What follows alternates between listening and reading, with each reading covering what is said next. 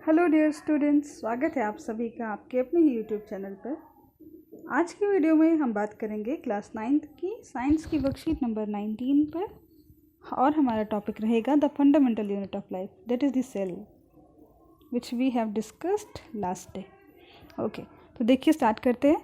जिज्ञासा didi, we know that the cell is the basic functional unit of life, that we all know, right? But what are life processes and how does a cell perform them?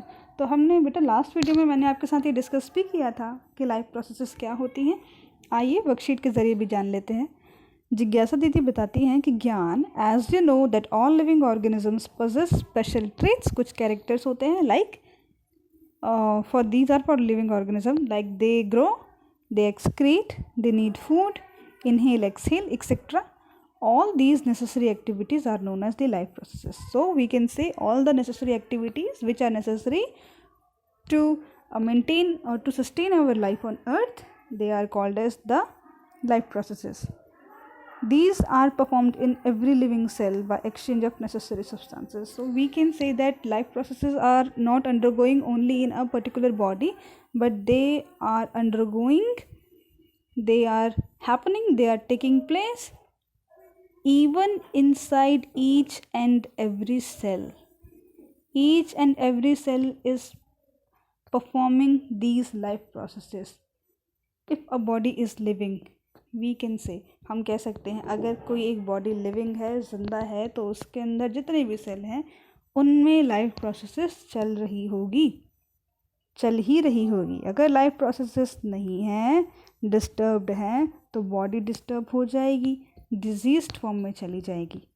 तो for a better sustainable life, living organisms have to make these life processes run in good condition.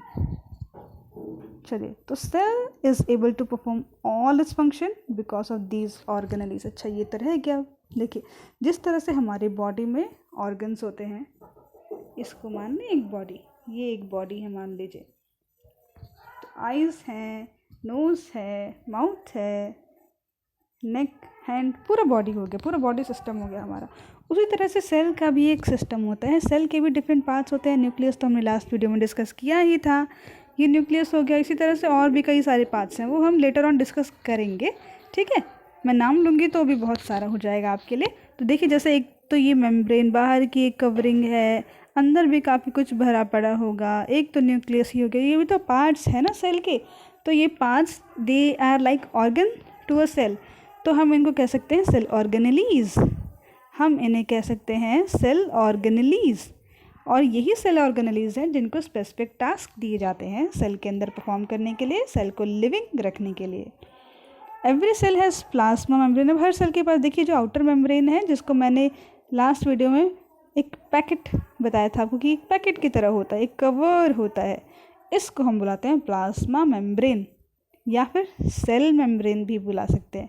Cell की membrane है ना, cell की outer covering है, तो cell की membrane cell membrane, और we can say this is a plasma membrane. ये plasma membrane भी कहलाती है और ये सेल मेम्ब्रेन भी कहलाती है। न्यूक्लियस होता है सेंटर में, ऑलमोस्ट अबाउट टू सेंटर होता है, सम साइटोप्लाज्म भी होता है। ये जो यहाँ सेल मेम्ब्रेन के अंदर, न्यूक्लियस के बाहर बीच में बहुत सारा SAP, liquid, it's jelly like substance field होता है, जिसको हम देखिए, जैसे ये सारा जो मैं dot dot dot dot draw कर रही हूँ, यहाँ पे बहुत सारे सब्सटेंस इसके अंदर सस्पेंडेड रहते हैं। तो एक मीडियम है ये साइटोप्लाज्म, एक मीडियम है। जैसे हमारे नेचर में एयर का मीडियम है, इसी तरह से यहाँ पे मीडियम है साइटोप्लाज्म। और इस साइटोप्लाज्म में बहुत सारी चीज़ें, चीज़ों से मेरा मतलब है कंपाउंड्स, जिस तरह से कार्बोहाइड्रेट्स हो सकते हैं, प्रोटीन्स हो सकती हैं, और even much more cell organelles भी होती हैं, वो सारी सस्पेंडेड रहती हैं, यहाँ इसके अंदर तैरती रहती हैं। तो ये हमारा साइटोप्लाज्म है।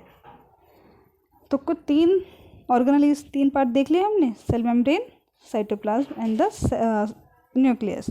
These help the cell perform various activities. अब ये इनके अपने डिस्टिंक्ट फंक्शंस होंगे, डिस्टिंक्ट रोल्स होंगे, और उस तरह से अपने अपने स्पेसिफिक रोल्स प्ले करके सेल को सपोर्ट करती है टू सस्टेन इट्स लाइफ। देखिए दीदी, व्हाट इज़ प्लाज्मा और the cell membrane and what is its function, ये आप सोच रहे होंगे और आपको कुछ जवाब मिल भी गए होंगे। जो आप जवाब सोच रहे हैं वो काफ़ी हद तक सही भी होंगे, अभी आपको आंसर भी मिल जाएगा। देखिए, ज्ञान को जिज्ञासा दीदी समझाती हैं, this is the outer most covering of the cell, the plasma membrane allows the entry and exit of some necessary material in and out of the cell. ये आप समझ सकते हैं, हमारे घर का, ये मेरा अगर हमारा घर है, ये हमारे घर की बाउंड्री वॉल है। इस बाउंड्री वॉल में हम क्या करते हैं, डोर्स लगाते हैं, विंडोज़ लगाते हैं, किस लिए, एंट्रीज एंड एग्जिट्स को अलाउ करने के लिए। अगर किसी को आना जाना है, अब घर की अगर बाउंड्री वॉल बना लिया तो ऐसा तो नहीं कर देंगे ना कि अंदर आना जाना ही मुश्किल हो जाए, कि हमारा घर बन गया है, दीवारें बना ली हैं हमने, अब हम अंदर रहेंगे, बाहर वाले लोग बाहर रहेंगे, ना कोई अंदर आ सकता है ना कोई बाहर जा सकता है। तो ऐसा तो नहीं होता सीन, हम एंट्री एंड एग्जिट को अलाउ करते हैं, तो कुछ चीज़ें अंदर भी आ सकती हैं, कुछ चीज़ें बाहर भी आ सकती हैं। तो लेकिन ये दीवार क्या काम करती है, एक चेक का काम करती है, चेक करती है, चेक मीन्स रोकना, एक चेक का काम करती है कि आलतू फालतू चीज़, कोई भी अननेसेसरी थिंग अंदर नहीं आ सकती। Only that thing will come inside और will go outside which is required, ठीक है। और the cell will decide, cell decide करेगा कि किसको अंदर आना है, किसको बाहर जाना है, ठीक है। अपने आप से कोई सब्सटेंस अंदर आना चाह रहा है या बाहर जाना चाह रहा है तो उसकी नहीं चलेगी यहाँ पे। जैसे हमारे घर में हमारे साथ होता है, हम डिसाइड करते हैं कि कौन अंदर आ सकता है, कौन बाहर जा सकता है, उसी तरह से सेल डिसाइड करेगी कि क्या सब्सटेंस, क्या प्रोटीन, कोई मिनरल क्या अंदर आना चाहिए या बाहर जाना चाहिए। तो एक तो चेक का काम कर रही है, दूसरा काम क्या कर रही है, बाहर का कुछ एनवायरनमेंट होगा, सेल के आउटसाइड कोई एनवायरनमेंट होगा, और सेल के इनसाइड अपना अलग एनवायरनमेंट है, सेल के अंदर भी तो कुछ एनवायरनमेंट होगा, ये एनवायरनमेंट। तो अगर खुले में ही रहेंगे, हम अपने इसको खुद के घर से ही कंपेयर करिए, खुले में ही रहेंगे तो क्या घर और क्या बाहर सभी एक रहेगा, कोई भी चीज़ जो बाहर है वो अंदर तक आएगी, बिल्कुल, है ना। तो हमको एक सेपरेशन चाहिए होता है, एक बाउंड्री चाहिए होती है, खुद को सेपरेट करना होता है। उसी तरह से सेल के लिए भी ज़रूरी है कि एक्सटर्नल, ये एक्सटर्नल एनवायरनमेंट नंबर 1 लिख देते हैं, एक्सटर्नल एनवायरनमेंट, और ये सेल के अंदर हो गया हमारा इंटरनल एनवायरनमेंट। तो एक्सटर्नल एनवायरनमेंट और इंटरनल एनवायरनमेंट को मिक्स नहीं कर सकते, दोनों को सेपरेट रखना ज़रूरी होता है। कई चीज़ें होती हैं जो हमको सेल के अंदर नहीं चाहिए लेकिन आउटसाइड मीडियम में है, तो मीडियम से तो उनको भगा नहीं सकते ना, मीडियम में उनका रहना रिक्वायर्ड है, they are required in medium but they are not required inside the cell. तो उनको सेपरेट रखना भी ज़रूरी है कि नहीं नहीं अभी हमको सेल के अंदर नहीं चाहिए, उन्हें बाहर ही रहने दो, ज़रूरत होगा तो बुलाया जाएगा, कुछ इस तरह से। तो इसलिए भी हमारा सेल मेम्ब्रेन बहुत ज़रूरी है, ठीक है। तो चलिए आगे बात करते हैं इसी पे। Only certain material can pass through it, therefore called selectively permeable membrane. अब मैंने जैसे बोला था कि कुछ ही सामान अंदर या बाहर आ जा सकता है, वो भी सेल डिसाइड करेगी। तो जो हमारी सेल है वो डिसाइड कर रही है, तो जो मेरी प्लाज्मा मेम्ब्रेन है वो कुछ चीज़ को तो अलाउ कर रही है अंदर आने, कुछ चीज़ को अलाउ कर रही है बाहर जाने के लिए, ठीक है। लेकिन कुछ चीज़ों को अलाउ नहीं कर रही, आप अंदर नहीं आ सकते, कुछ को अलाउ नहीं कर रही कि वो बाहर नहीं जा सकता। तो क्या हुआ, हमारी प्लाज्मा मेम्ब्रेन सिलेक्ट कर रही है, हमारी प्लाज्मा मेम्ब्रेन सिलेक्ट कर रही है कि कौन अंदर आ सकता है, कौन बाहर जा सकता है। इसलिए हमारी प्लाज्मा मेम्ब्रेन को हम बोलेंगे सिलेक्टिवली परमेबल मेम्ब्रेन। सिलेक्टिव है ये, मेम्ब्रेन भी सिलेक्टिव है, चूज़ी है, वो चूज़ करती है कि कौन अंदर आ सकता है या बाहर जा सकता है, सब कुछ अंदर और बाहर नहीं आ जा सकता। इट्स चूज़ी, ये सिलेक्टिव इन नेचर है, सिलेक्ट करेगी, सबके लिए एक जैसा नहीं है, ठीक है।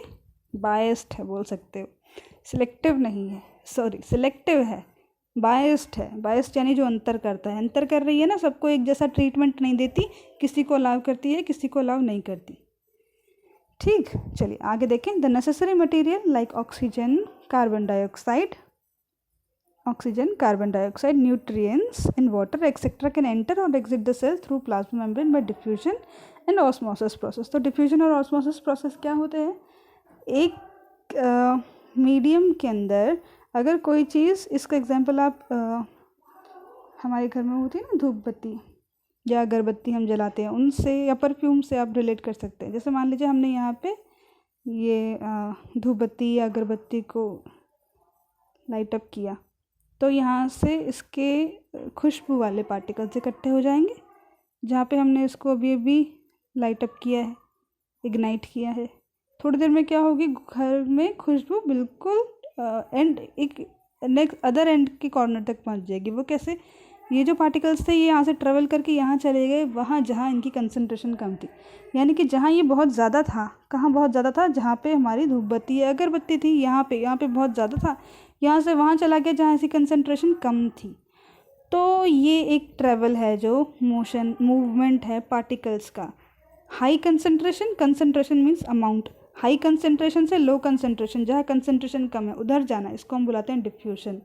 यहाँ पे क्या होता है, पार्टिकल मूव करता है, आपका सॉल्यूट मूव करता है, लेकिन ऑस्मोसिस में इसका उल्टा लिक्विड यानी कि सॉल्वेंट मूव करता है। ठीक है, ये डिफरेंस है। और ऑस्मोसिस के लिए हमको एक सेमी परमेबल मेम्ब्रेन लगेगी।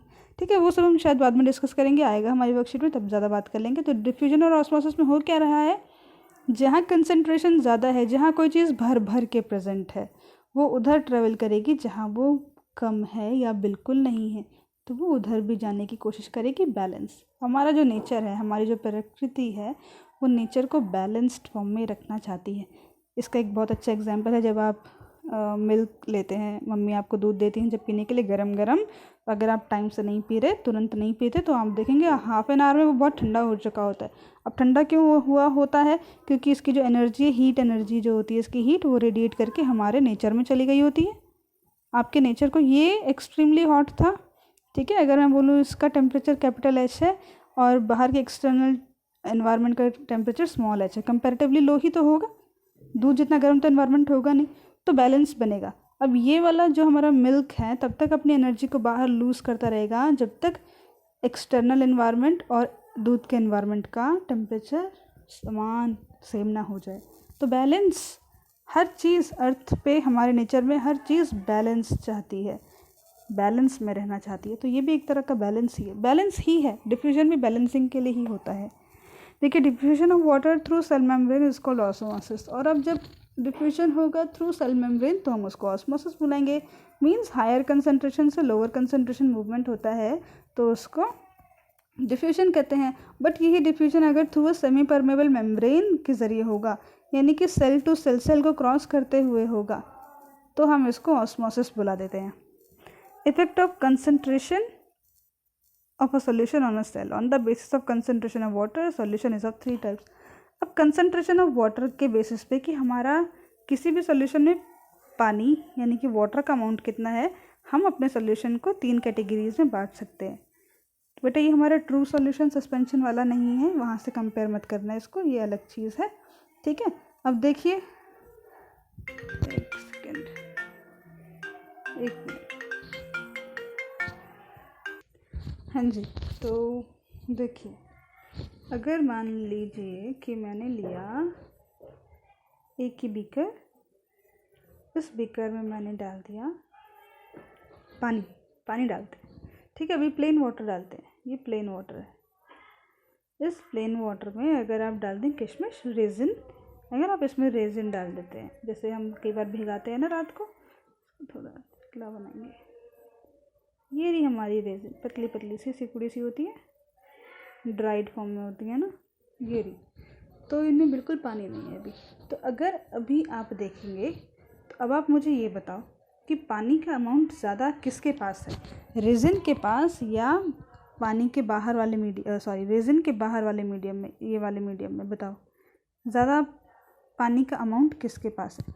तो आप देख रहे हैं ऑब्वियसली पानी बाहर ज़्यादा दिख रहा है, लेकिन आपको ये पूरा का पूरा कंपेयर नहीं करना। आपको अगर मैंने बोला है कि रेजिन का साइज़ ये है, अगर रेजिन का साइज़ ये है, इधर देखिए, रेजिन का साइज़ अगर ये है तो आपको भी इतना ही बाहर का वॉल्यूम देखना है, इतने वॉल्यूम में कंपैरेटिवली आप कंपेयर करो तो देखो बेटा, बाहर के वॉल्यूम में तो इतने पूरे वॉल्यूम में केवल पानी पानी है, लेकिन रेजिन का इतना जो वॉल्यूम है उसमें ज़्यादा सॉल्यूट है ना, सॉल्यूट है, पानी कम होगा क्योंकि ये मोटा है, गाढ़ा है, सॉलिड है।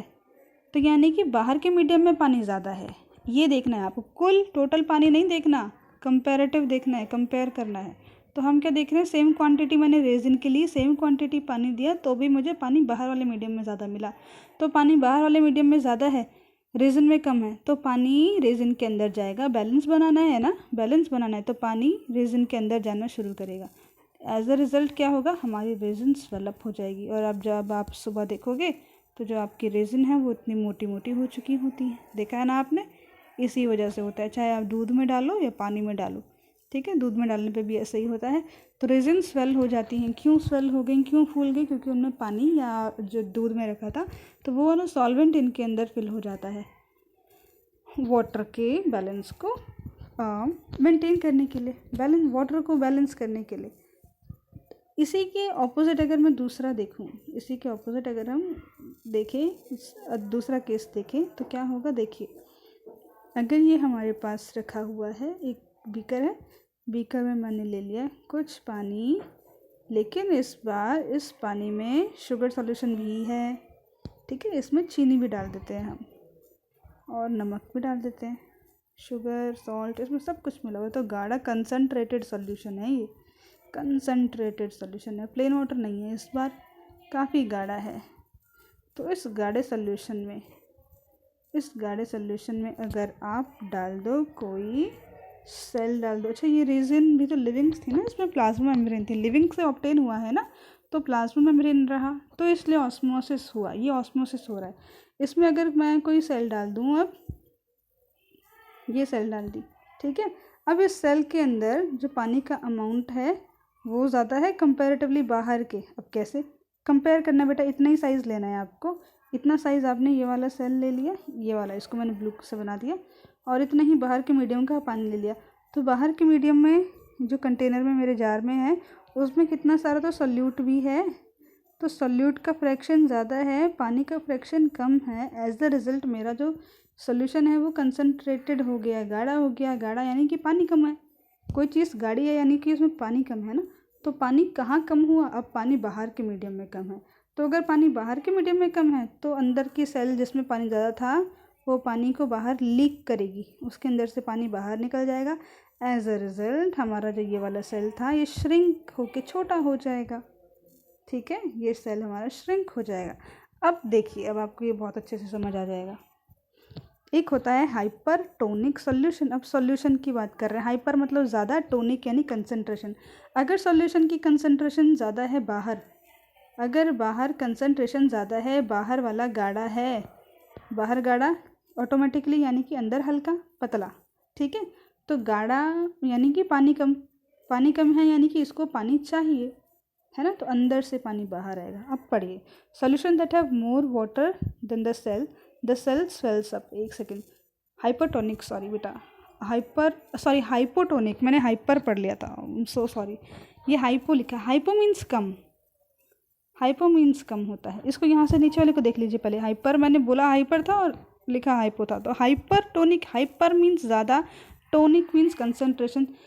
तो कंसंट्रेशन अगर ज़्यादा है सॉल्यूशन की, ठीक है, हम सेल की बात नहीं करें, हम सॉल्यूशन की बात करें, तो अगर सॉल्यूशन की कंसंट्रेशन ज़्यादा है यानी कि पानी कम है, पानी सॉल्यूशन में कम है यानी कि पानी सेल में ज़्यादा है, तो सेल से निकल के बाहर आ जाएगा। सेल से निकल के बाहर आ जाएगा तो मेरी जो सेल है वो श्रिंक कर जाएगी ना। देखिए, solution that have less water than the cell, there the cell shrink decreases in size due to.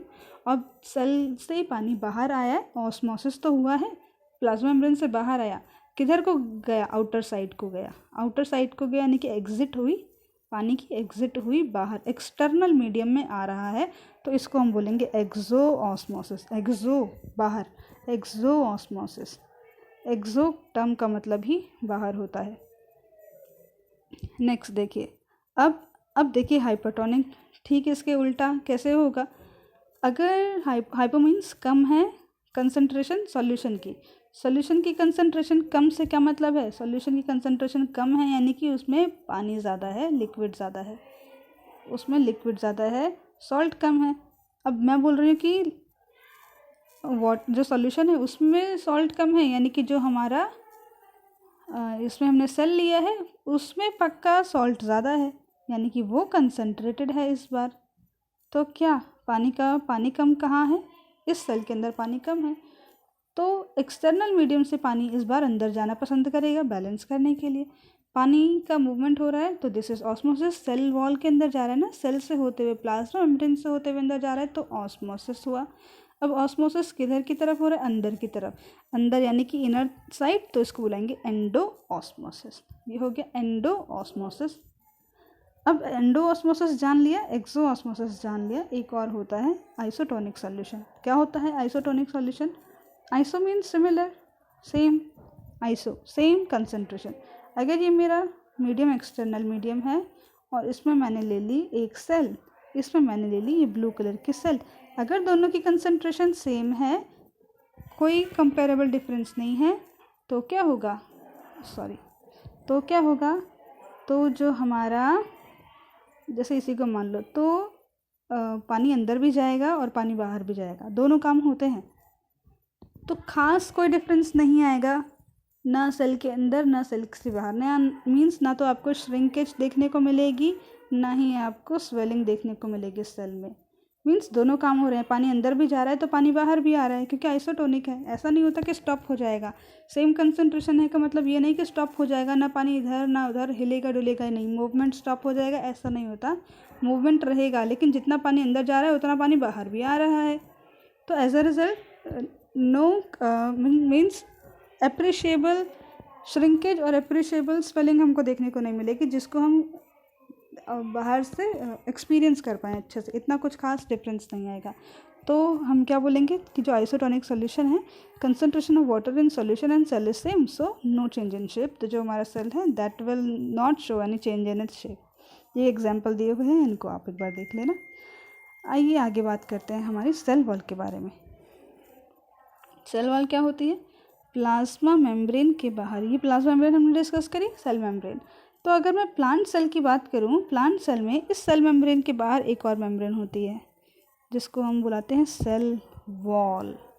इसको हम बुलाते हैं cell wall. We the animals lack this cell wall. हमारे पास या किसी भी एनिमल में ये सेल वॉल नहीं होता, एब्सेंट होता है। Only and only in plants we can find this, only in plants. Plants में ही आपको सेल वॉल देखने को मिलेगा, नोवेयर एल्स। ठीक है, ये एक इंपॉर्टेंट क्वेश्चन बनता है कि सेल वॉल कौन सा सेल में होता है, तो only in cell plant cell. ठीक है, चलिए, तो इतनी बात हो गई हमारी। आगे, तो plant cell also has cell wall in addition to the plasma membrane. When plant cell loses water through osmosis, the cell content gets shrinked away from the cell wall along with the plasma membrane. This phenomena is known as plasmolysis. अब देखिए, अगर इसमें हमारा एक्सो osmosis हो जाए तो पानी बाहर निकलेगा। पानी बाहर निकलेगा तो जो हमारा प्लाज्मा मेम्ब्रेन थी, जो प्रेशर लगा पड़ा था, तभी तो ये जैसे गुब्बारे की तरह फूली पड़ी थी, क्योंकि गुब्बारे में पानी था। अगर गुब्बारे से सारा पानी बाहर निकल गया तो आपके गुब्बारे का क्या हालत होगी? गुब्बारा तो श्रिंक हो जाएगा ना, हमारा गुब्बारा तो श्रिंक हो कैसे हो जाएगा ना। तो इसने क्या करा, एक जगह आके सिमट गया, इकट्ठा हो गया। इस तरह का देखने को मिलेगा आपको। तो सेल वॉल से अलग हो गया।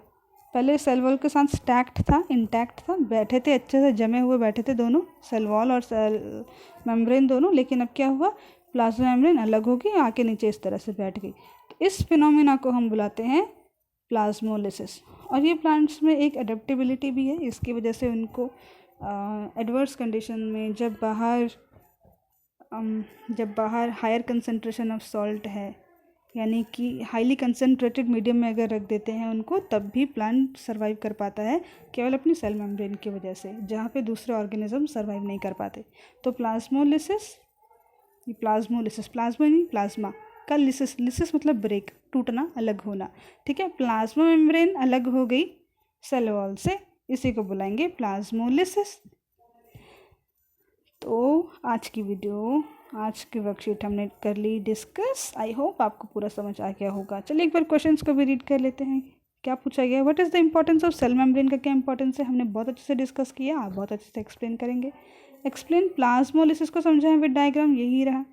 विच part of the cell is permeable, permeable means permittivity, allowed करता है अंदर बाहर, permeable. What change will occur in raisin, किशमिश में क्या और आरबीसी में क्या डिफरेंस देखने को मिलेगा, चेंज देखने को मिलेगा when they are place inside a hypotonic, hypo means कम, टोनिक कंसंट्रेशन बाहर वाले सॉल्यूशन की, तो क्या होगा ये आप बताएंगे. If you feel any doubt then you can obviously ask me in comment section और इन योर क्लास ग्रुप. मैं कोशिश करूँगी आपके सारी क्वेरीज का जवाब दे पाऊँ. चलिए, तो अब हम मिलेंगे नेक्स्ट वीडियो में. तब तक के लिए अपना ध्यान रखिए. Goodbye and take care.